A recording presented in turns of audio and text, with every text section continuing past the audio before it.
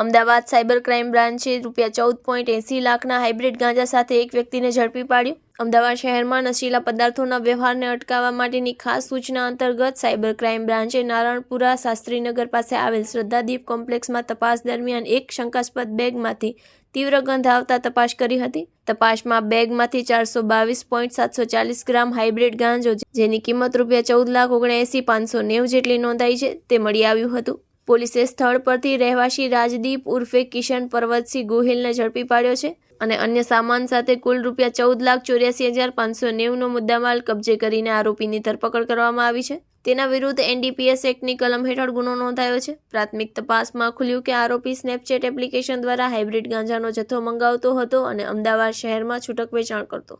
ગેરકાયદેસર વેચાણની રકમ આંગળીયા મારફતે ચૂકવાતી હતી. પોલીસે આ અંગે વધુ તપાસ હાથ ધરી છે. Report by Vikramsinh Jhala, Ahmedabad.